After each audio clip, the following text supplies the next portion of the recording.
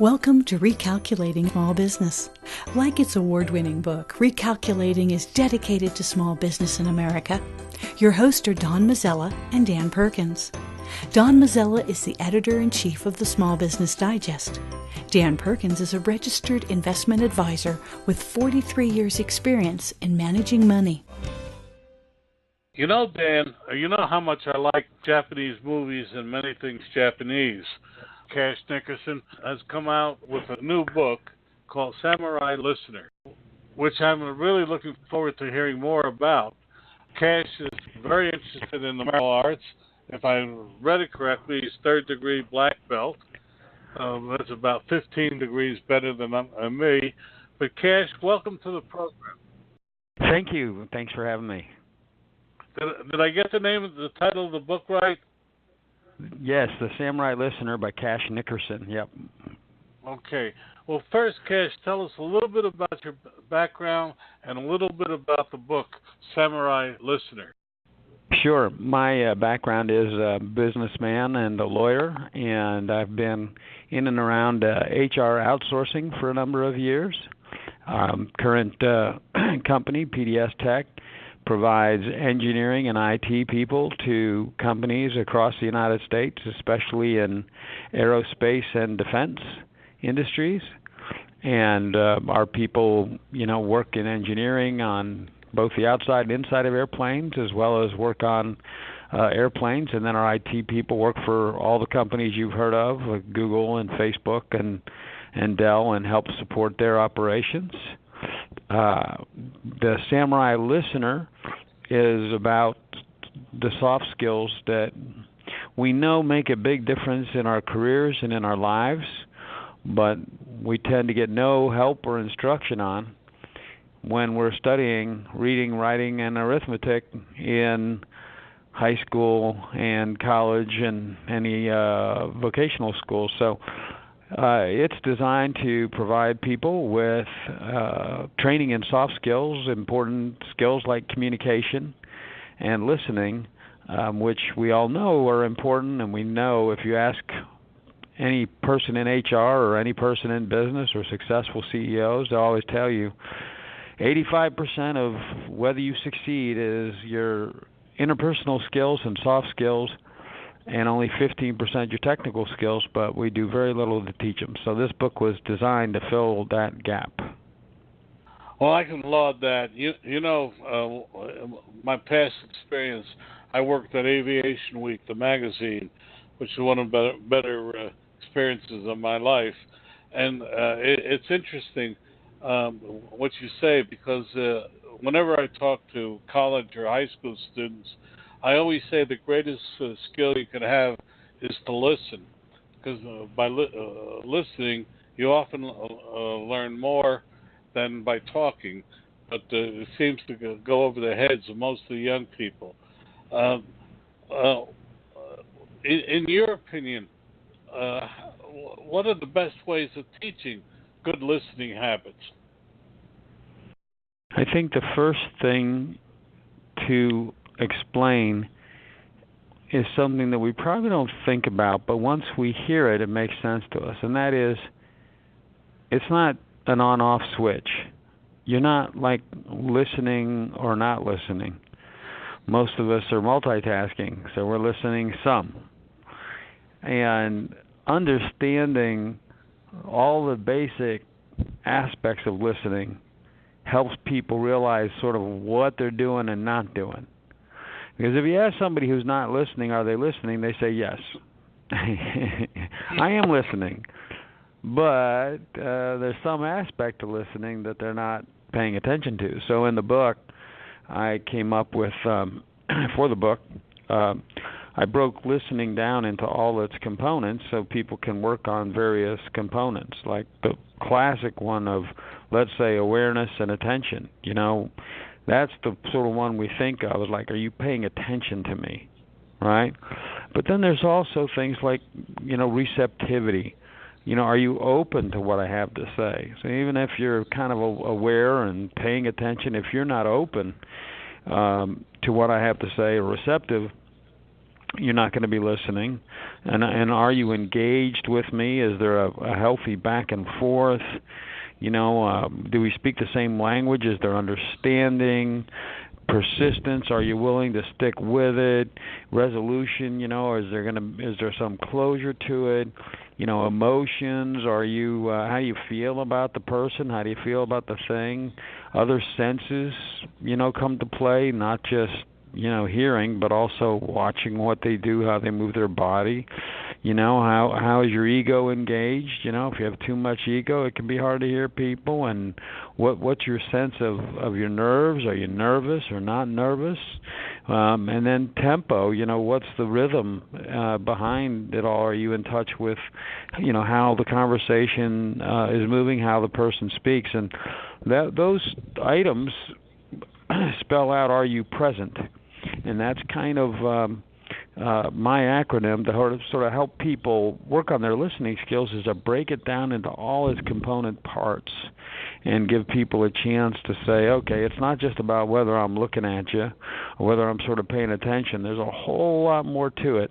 And then I have a chapter on each one of those areas so people can work on those skills. Well, it's so important. But it's interesting. My father used to have a great expression, which a fish never got hooked until he opened his mouth, and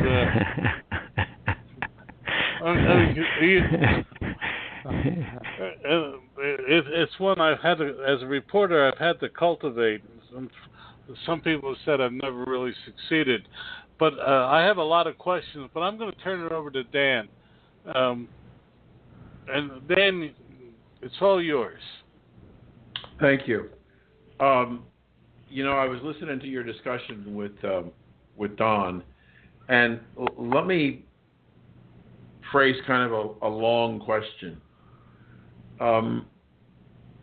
There are a number of people, myself included, who believe that we have an extremely polarized country.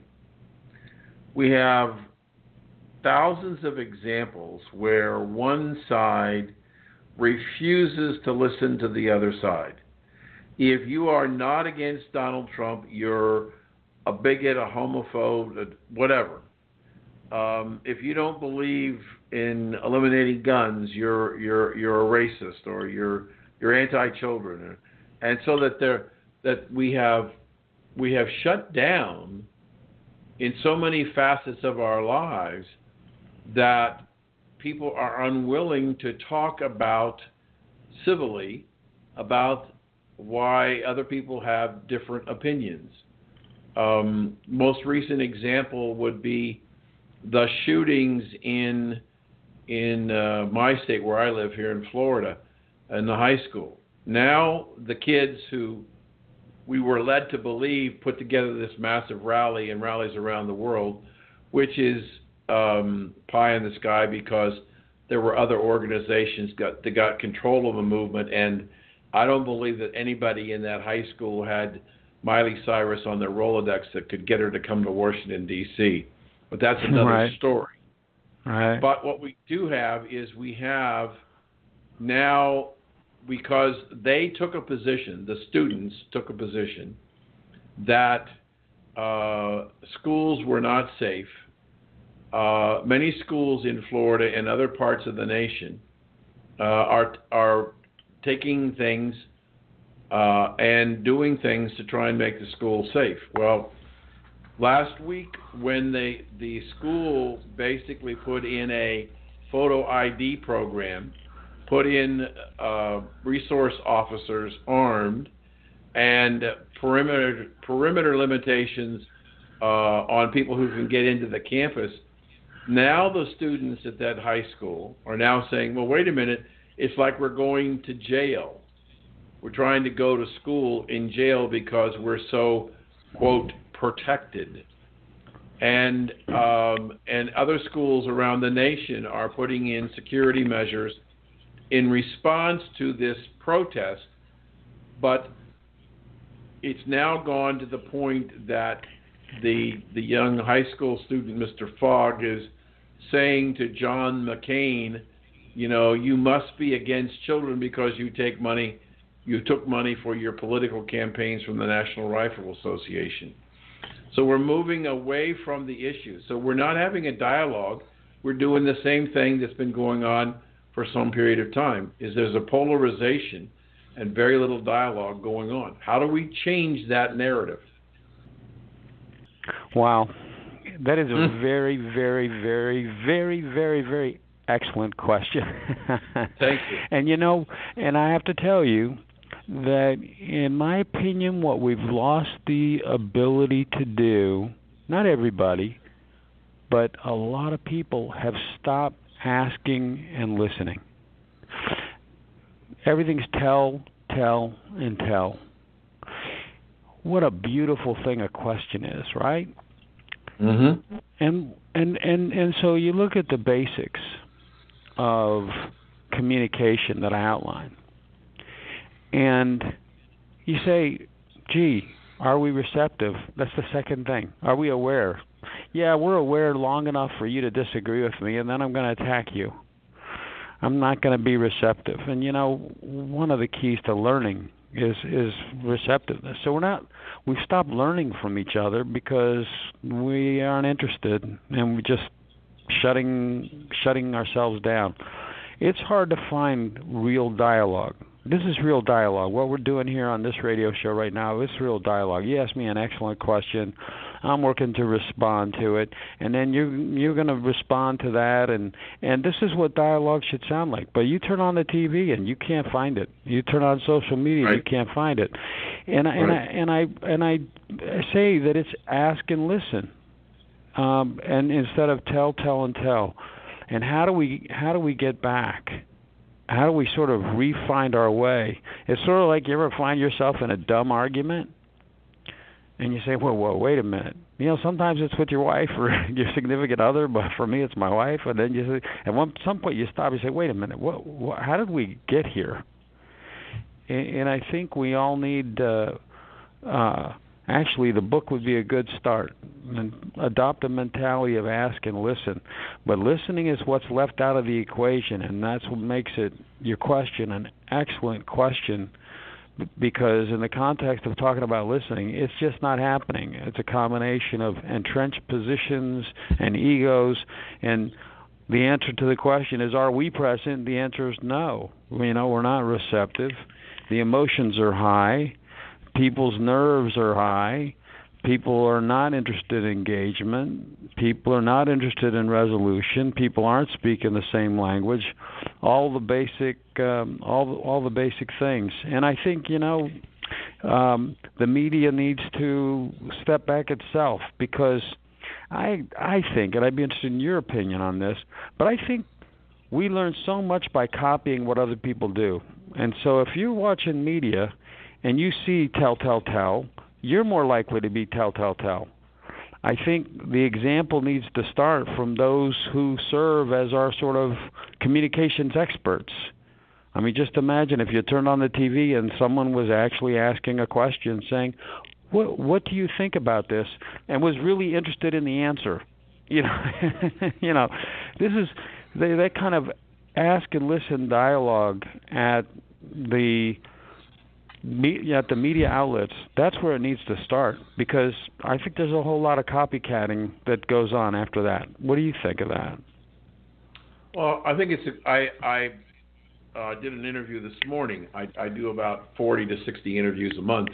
Don does a number too. And I said to the person this morning when we were talking about it, is that how is it possible that ABC, CBS, NBC, MSM, and CNN, how can they all start off a newscast with exactly the same words and exactly the same story?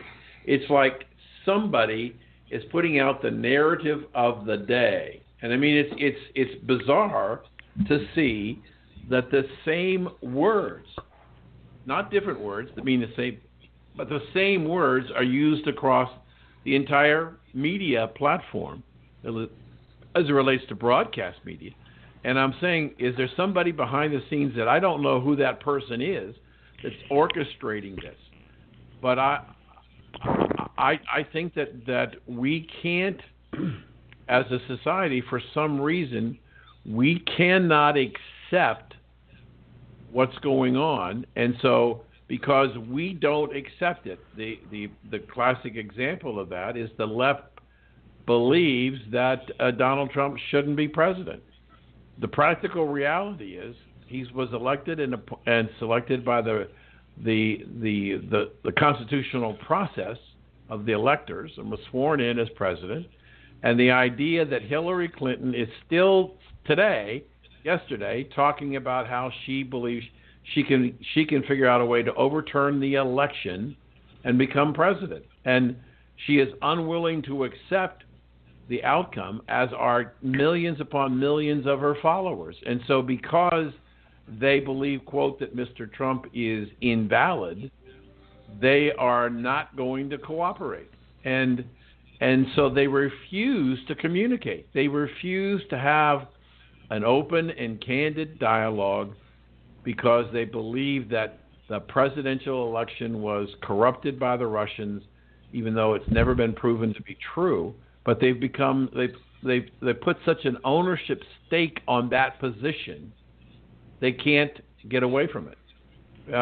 And whether it's gay marriage or whatever it is that the issues have polarized us, that we don't want to have a dialogue. We don't want to talk about them because I don't want to hear what you have to say. It's not important to me because I know that you're going to disagree with what I say, and I don't need you to disagree, so I don't need to have a discussion with you.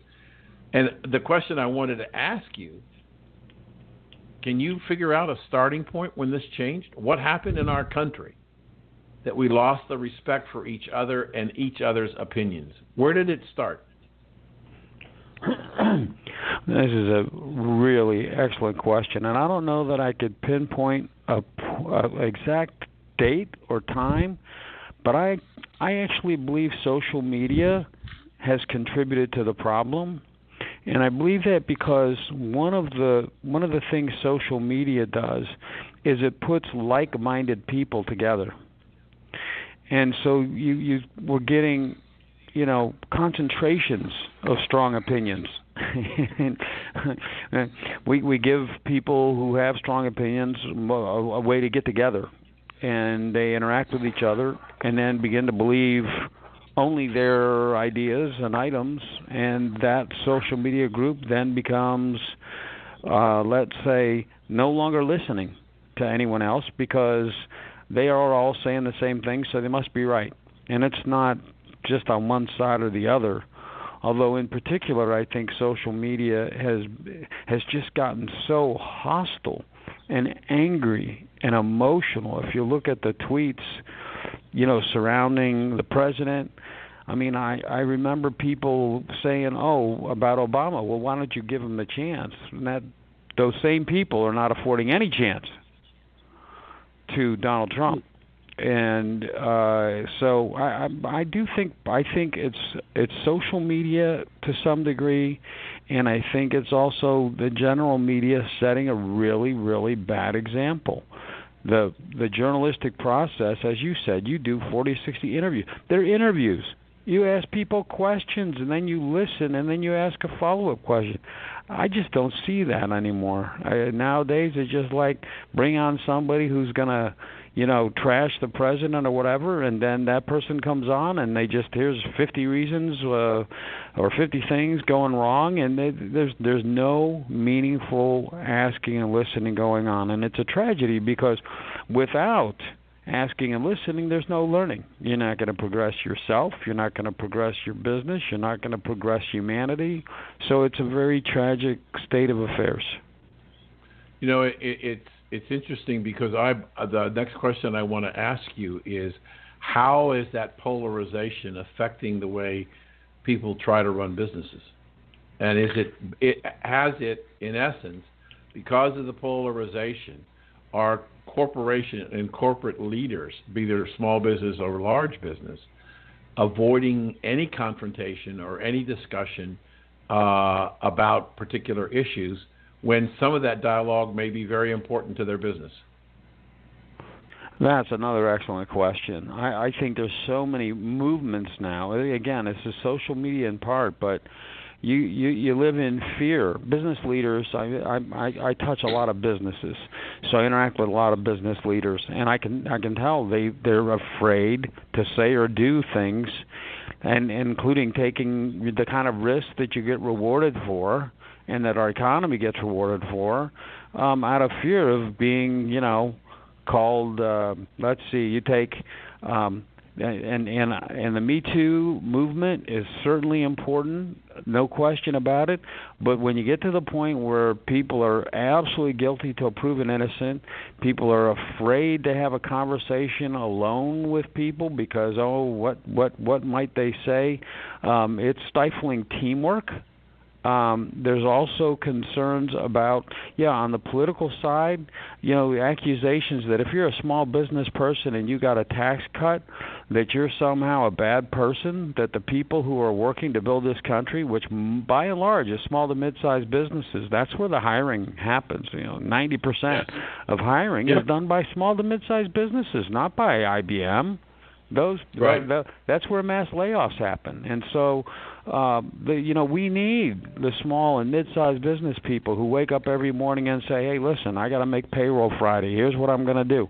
Those people are out taking risks, and they're carrying a lot of people, and they ought to be celebrated, not criticized as being out of touch and too rich and making too much money. Hey, what would you pay for an economic growth engine like we have in the United States? What is that worth?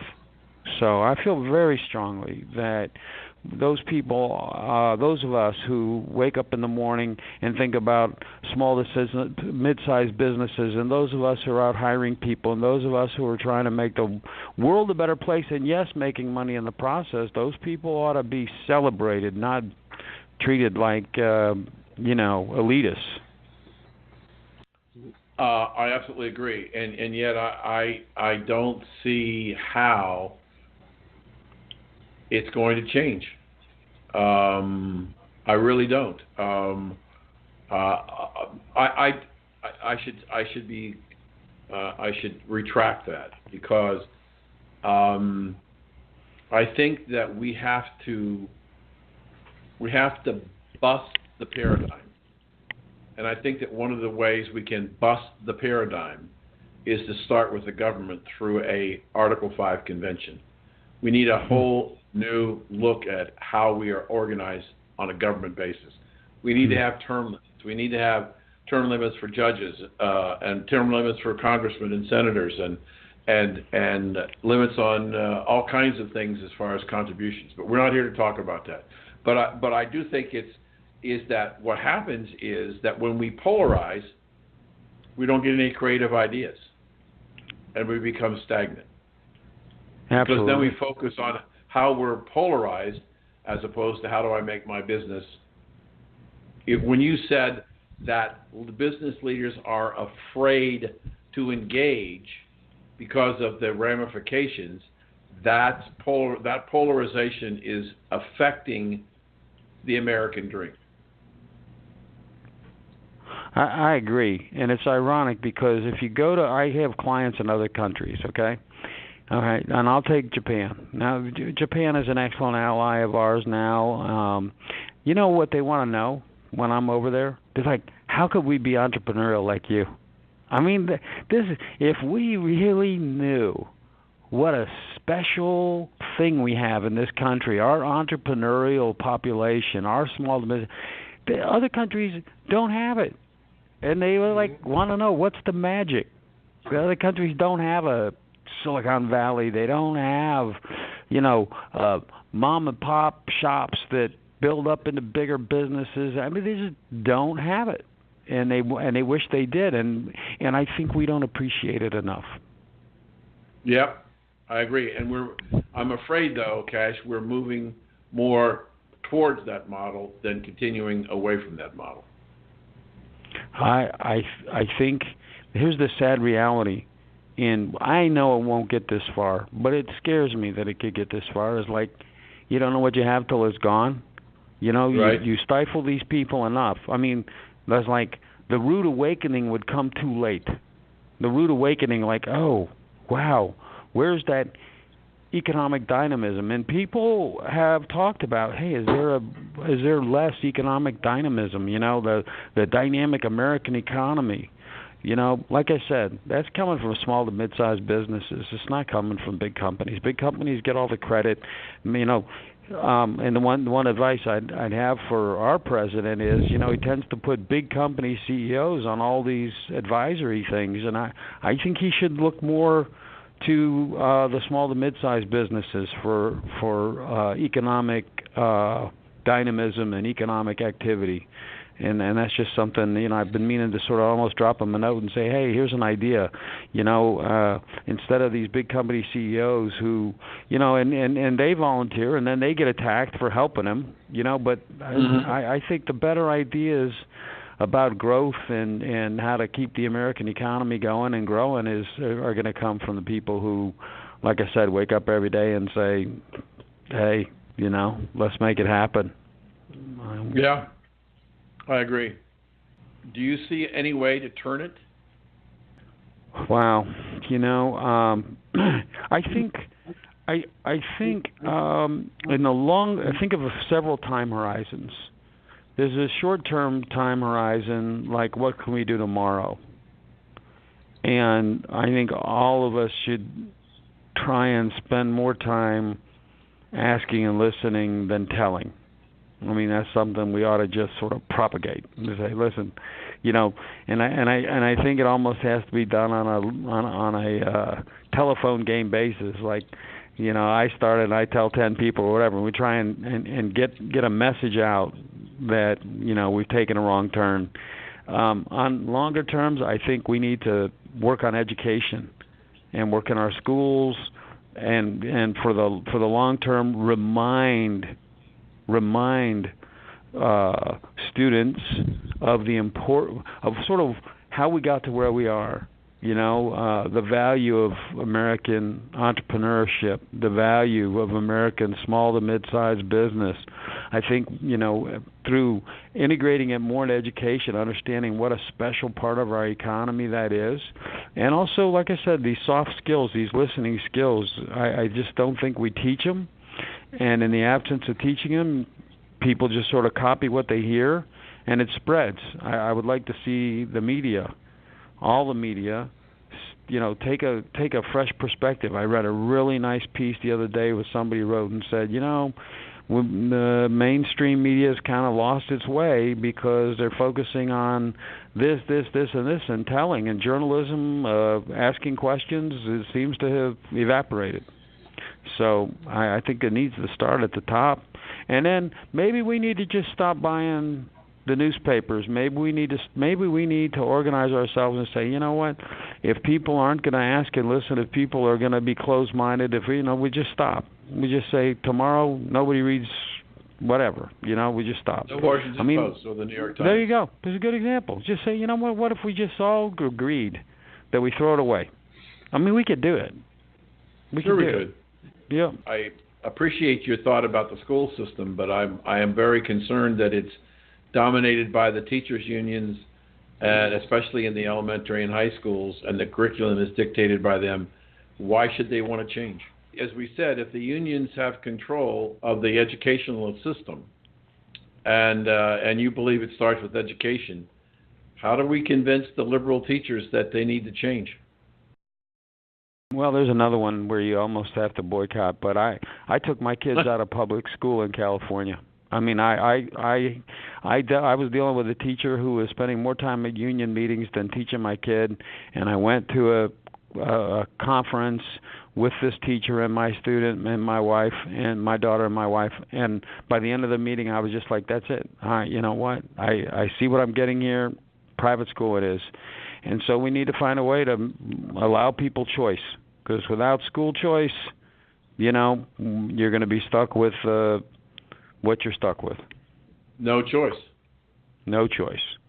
Yeah, that's an interesting observation, because what you're saying is that if you the whole message of choice is to make the public school responsive in a competitive environment, and that parents will have a way to take their money to where their children are getting the broadest education.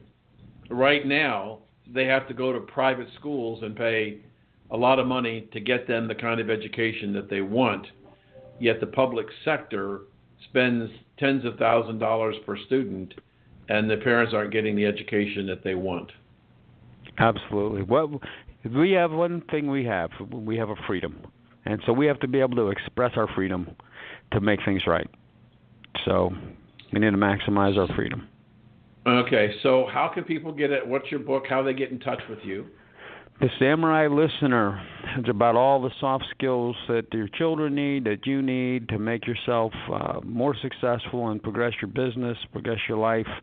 And it's available at Amazon.com, BarnesandNoble.com, and people can get a hold of me at cash@cashnickerson.com. I'd be delighted to hear from anybody who wants to continue dialogue on these very important issues.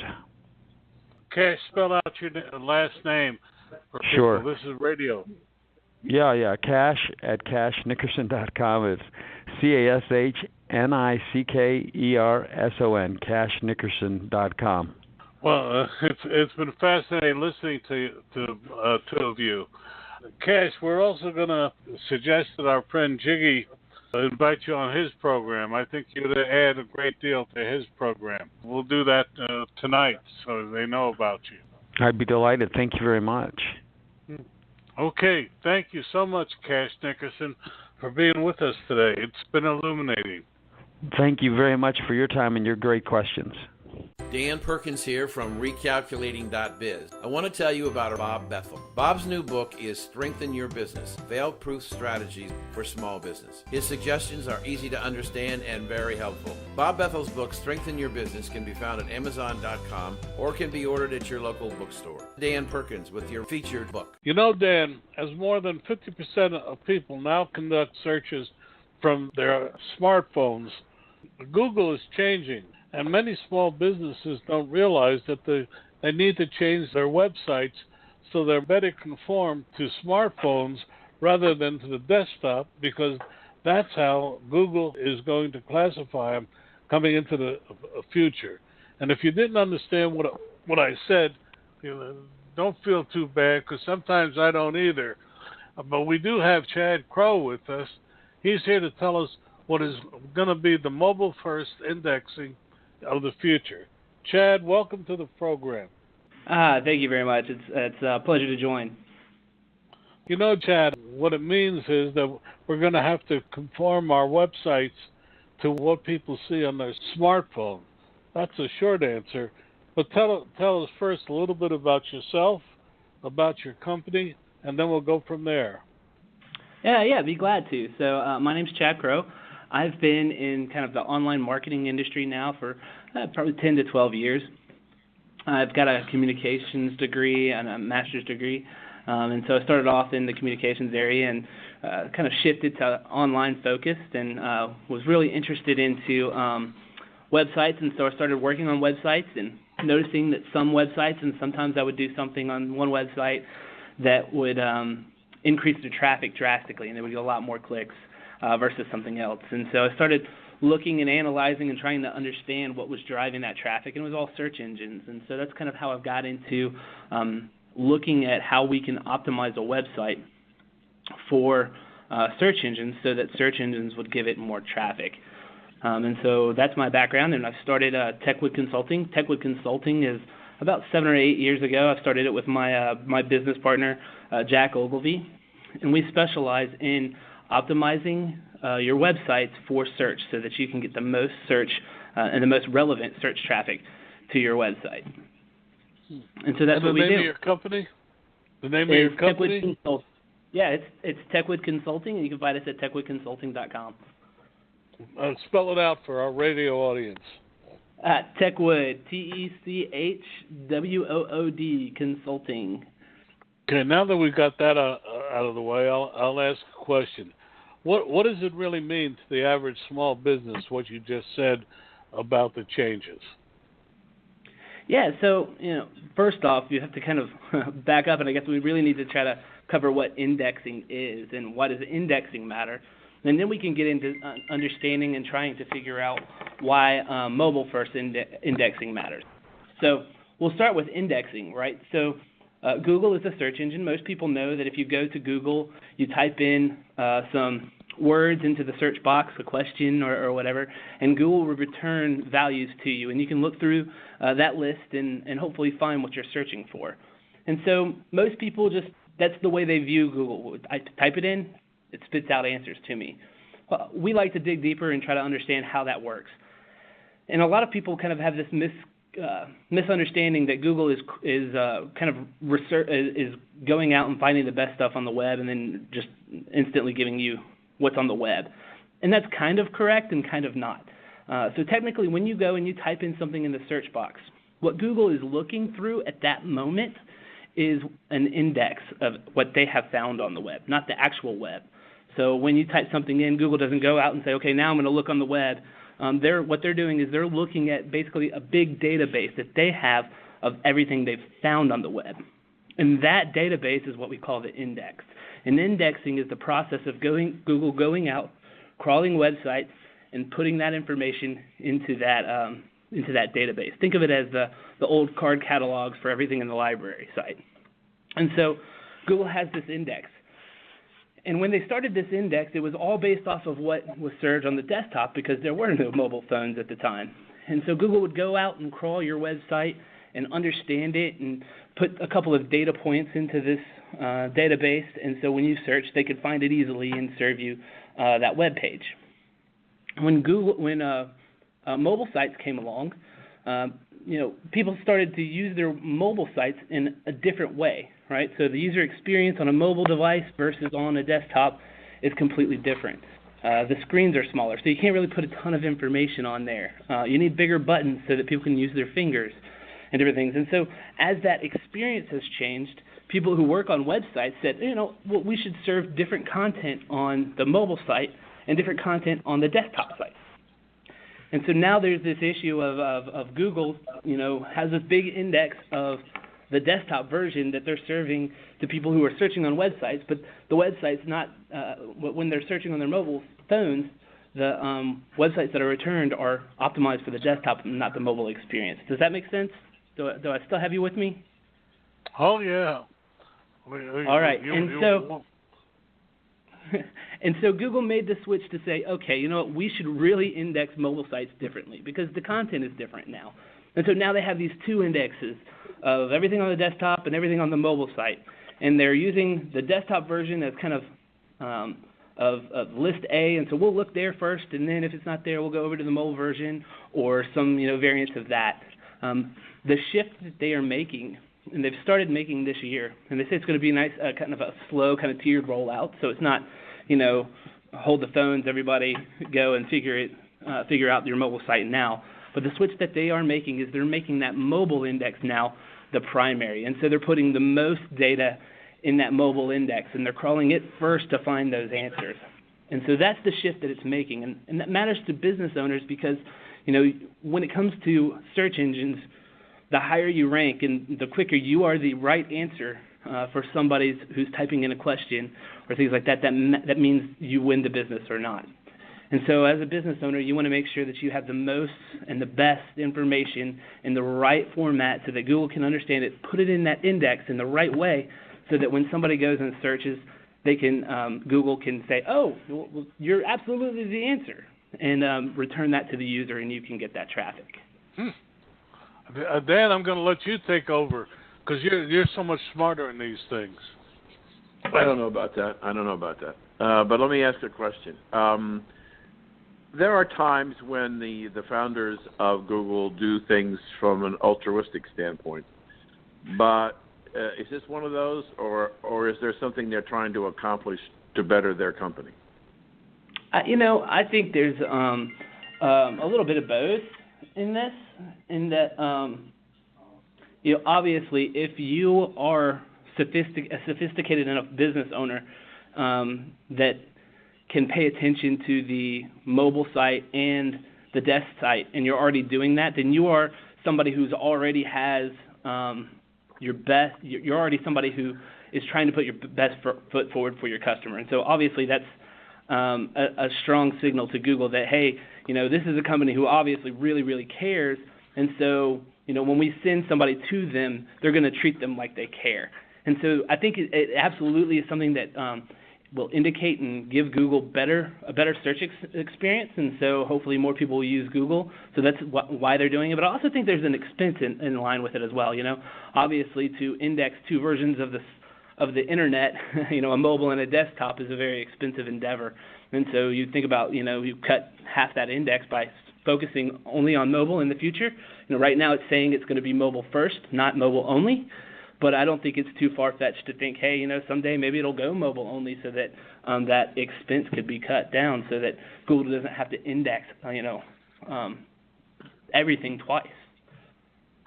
What's the ramification to the other search engines?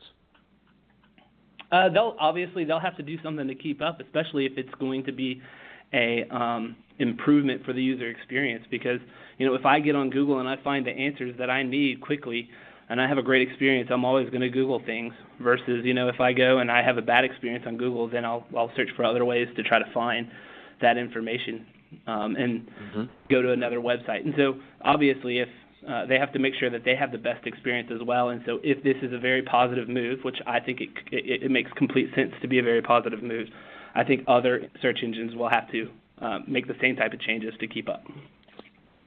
So let me play skeptic, okay? Mm-hmm.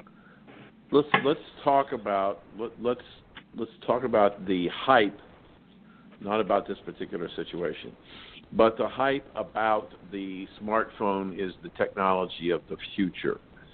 If I look at, I'm going to throw out some things. If I look at retail, if I look back over this past Christmas season, which was one of the best we've had in a long time, thank you, Mr. Trump, the bricks and mortar stores did a lot of business. Now, granted, so did the internet, but some of the data that I saw said that the bricks and mortar stores, the mall experience, the downtown department store experience, dominate and still dominates the way people shop, even though we talk about a lot more people shopping online. And so I'm wondering if we look at it, I'm a small business guy, and so is Don, and we've been doing it for most of our life. And I'm listening to you on this show, and I'm wondering, I don't really have a mobile site. I do have a regular site. It may not be anything super spectacular, but I have it because I need to have a stakeholder in the internet. How is it going to change my business model and my outcome by spending the money to create this new mobile site? So, first off, obviously it has to fit within your business model. But I do believe that even offline purchases in a retail setting can be driven by online conversations. And so, you think of, I don't know if you're familiar, several years ago, Google came out with research called the Zero Moment of Truth. And it goes back to the old P&G experiences for the first moment of truth. And so P&G did an experience called the First Moment of Truth, where they were looking at retail stores and how the products are positioned on there, on store shelves, and how that impacted sales. Google did a Zero Moment of Truth in which they looked and said, hey, there's a moment now before people actually get to the store to where they've already kind of, started making those purchase decisions. And so can you tie those purchases back to that Zero Moment of Truth? And Google put forth some data to say, that a lot of those offline purchases can be driven by online. So just think of all the searches that you do, before Black Friday sale, all the searches you did in Google first before you decided where you were going to go buy, or you think of all the times you put into Google to try to find directions to a place where you can buy something, not necessarily a specific store, but you said, hey, I need to buy this. Where can I go? And so I think if you back up and you really start looking at for those types of moments and how you can win those moments, you have to start looking at your website as a way to answer those types of searches and those types of queries, so that you can be there in that moment. Well, I understand what you're saying there, and I somewhat agree that we do searches. We are a cost-conscious society today, and we do a lot of searches and to try and create buying opportunities and looking where we get the best bang for our buck. But I'm really wondering, again, playing the skeptic again. I really wonder how much of that is really done on a cell phone, smartphone, and how much is done on a laptop computer. I mean, I know when I was looking for a television, I spent a lot of time with my regular computer searching Best Buy and a bunch of other places looking for what was happening to the pricing on big screen TVs. But I honestly don't remember I ever looked on my smartphone. I'm not saying that people don't, but I wonder if there are less opportunities, because you're still going to have the constraints, aren't you, on the limitation of what you can put on the smartphone screen and function? Yeah. So another thing to keep in mind with mobile-first indexing is it's also going to drive results that are on a desktop, right? So Google's just going to look at the mobile-first version, and so they're going to get their information from there first, and then they'll go to the desktop, even for desktop searches. So, and again, just think back to to how that could play into a very positive signal to help for a positive experience for a Google user. Because again, if you are somebody who has gone, the extra mile of making sure that if somebody visits you on a mobile device that they're having a good experience, then you are a good company and a trusted company in Google's eyes to say, hey, if I give this person a user, it's going to be a good experience. So I think it is going to drive those desktop searches. So I don't think we can have that conversation and keep it from desktop versions. I also think, with online marketing, there's multiple ways of tracking and trying to make sure that you're proving the results of what you're doing. And so if you have Google Analytics on your website, you can look at those data points and say, where's my traffic really coming from? If you do things like discount codes or ways to track in-store purchases, and now Google has a device that they're using to try to tie in-store purchases to online shoppers with when you're accessing the internet from a store. And right. So they're doing a lot of things to try to connect the dots for people. So the strength with that is that when you're doing online marketing, there's a lot of ways to make sure that what you're doing is driving sales. So let's drill down just a little bit more. I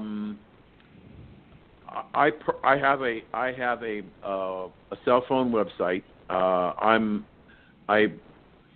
I have it. I make it available to people if they want to use it, but I don't think it does a lot because of the nature of what I use it for.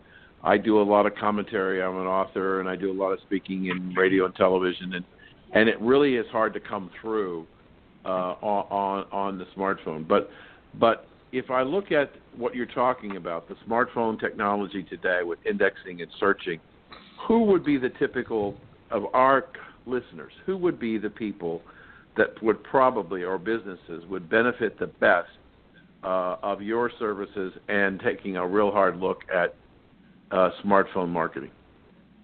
Yeah, absolutely. So our business is search engine marketing. So we are looking at how to utilize Google, whether that's via kind of the natural results or whether it's buying ads on Google.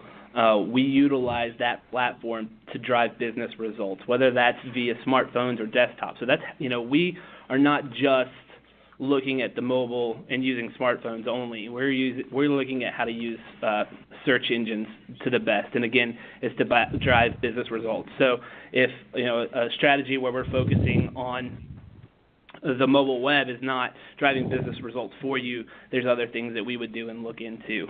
But as far as what types of companies, I think lead gen companies, online lead gen companies who are reliant on the web to bring them leads to follow up with are companies that are really going to have to start to pay attention to it. And again, with the fact that the mobile indexing is going to play a role in how your website appears in Google on the desktop version, I think we have to start paying attention for it for that reason as well. I think obviously e-commerce, people who more and more of their purchases are happening on the web will need to pay attention to it. I do think that content websites, I think there's a lot of content that is consumed on the mobile web and a lot of authority that can be gained by, for instance, I'm sure it would be interesting to look at your web analytics to see how much of your traffic really is on desktop versus the mobile site. So we don't have to just guess at where your traffic's coming from. We can actually look at that if you have Google Analytics on your website, which Google Analytics is a tool. It's a free tool you can get. There's a code snippet you put on your website, and Google will start to track lots of data points for you, so you can look into that. Mm-hmm. So with people that are already doing e-commerce, so this could be a retail store, but lumber yards, hardware stores. What about lawyers and accountants and those kind of people? Yeah, absolutely. We've got several kind of law clients, lawyers. We do a lot of online e-commerce. We do a lot of people who are doing both online e-commerce and in-store traffic. We're doing a lot of people who are really just trying to drive foot traffic to their store as well. So, if there is a web piece to your acquisition funnel, it's good to look and really think through how you're positioning yourself on the web. So how do you charge for your services? So we charge basically a monthly retainer for our services, and that's the way we work at it. We typically when we engage with a prospect, we're on our website. We've got a list of core values that we really try to hold to, of open, honest communication and how can I help attitude and different things like that. And so with our core values in mind, our sales process becomes very straightforward and open. And so when somebody engages with us, we like to audit their site and see what's going on and then be really honest and upfront with how we can help them and look at it that way. And then outside of that initial audit, we can kind of gauge based on the size of the website and different things on a retainer to continue providing value over the months to come. Where are you located? We are located in Atlanta, Georgia. Okay. And how many people do you have working for you?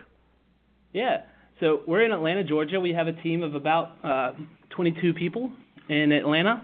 But we have clients all over the U.S. We've got a large client base in New York, and out west we've got several clients out there as well. So we do a lot of our work, since it is the internet, over the phone and on the internet. Dan, can I jump in here?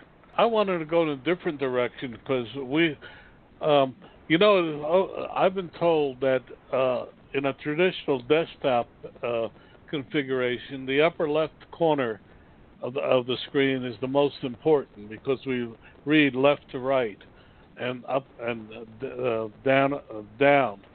Does it change with this new smartphone configuration? Yes, and so kind of in our conversation with the mobile-first indexing, it's not necessarily focused on how users are using it as much as how Google is using it to understand your website, because then it drives the results that Google gives you. But from a user standpoint, I would say yes, that that kind of the same kind of F pattern that you've seen for desktop views of the way people consume and scan content, they do apply. I mean, if not even more so scannable, they'll scan further down, but making sure that you have headings that stick out for people who are on mobile sites become much more important, so that as they scroll, things catch their attention, and okay, I'm going to read this part of it or not read this part of it becomes much more important. Is color important? Color, yeah, absolutely. I mean, there's obviously a whole gamut of kind of color theory and different things for how people consume content based off of the colors and how it catches their eye and all of that. So, and again, that's definitely a very user-centric kind of consideration and something that more of a design studio and design consideration should help with. For us, as far as how it impacts search and different things, is of course there's different code snippets you can use to show that, hey, this is strong, this is bolded content, this is more important than other content on the page. And so making sure that that's utilized is important to us for search considerations. Well, the other question I have, sometimes I go to a website and I go to it, and all of a sudden a video appears for up to 20 to 30 seconds. How does that affect it in this mobile world? Yeah, absolutely. So videos are, it depends on kind of how it's happening to and why it's happening, because there's a lot of kind of video ads that are served by Google, so Google is not really going to hurt your website for serving an ad first. But then, if you have a video on your site that takes over and it creates kind of a negative experience, I think Google's going to pick up on that, because there's I do believe that Google can see somebody leave Google and then come right back to Google and know where it went, and it'll start. Google will start to say, "Oh, well, it must not have been a good answer because the user came right back to us." And so I think you need to be cognizant of the experience on your mobile. And if you are serving video content that autoplays and is not engaging content, and somebody just hits that back button, I do think that that's going to be a negative signal moving on into the future. Because again, it's just you've got to remember that Google is trying to make the best user experience. And so if your website is not a good user experience, it's not going to you're not going to be rewarded in search results with climbing up and being the first result so that you get the most traffic. And just to kind of clarify, that those top positions are getting 75 to 80% of the traffic. So for that query, and nobody goes to page 2 of Google, right? But Chad, let me again, so I'm clear. So if someone puts a video on so that it automatically plays the first time, that's a negative to Google. Am I correct? Did I hear you right? Right. No. So if it autoplays and it's a good experience and users engage with your video and it's helpful, I think that could be a positive experience and a positive signal. But if it's a video that autoplays and it's a bad experience and people just hit a back button and go right back to Google, then I think it could be a negative signal. So it's not so much the video playing, it's as much as it's whether you're creating a good or a bad experience that is impacting the search results. There are different challenges with video, obviously, because Google's bots are looking for words on the internet. And so if you're using a video as a main portion of your web page on a mobile device, there are things that we would recommend with transcripts and different things on there to make sure that all that content can be seen by Google and understood. Oh, Chad, well, I could talk to you for hours on this, but unfortunately, we have to call it a day. But Chad, your website again and how people reach you? Yeah, we're at techwoodconsulting.com. There's a number on the website. Feel free. There's a form on the website. Feel free to fill it out. We get a lot of our business through kind of referrals and different things like that. We don't. It was just happenstance that I was able to jump on the radio and have this conversation with you guys, and I was really excited to do it because, again, with our core values being how can I help attitude, we want to jump in and help whenever we can. But we definitely have a web presence out there for people to jump on, and if we can help, then we would love to talk with a business owner. Thank you so much, Chad, for joining us. Dan, do you want to have the last word? No, I found it enjoyable, and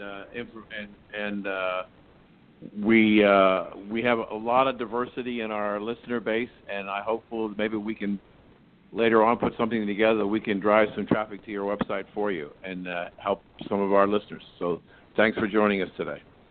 My pleasure. Have a great day. Thank you for joining us on Recalculating. We hope the information you received on today's episode was helpful to you in starting and growing your business.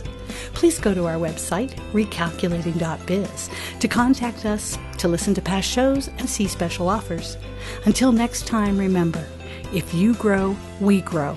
Join us next week for more helpful ideas to make your business a great success. Recalculating, a program designed to help you be successful.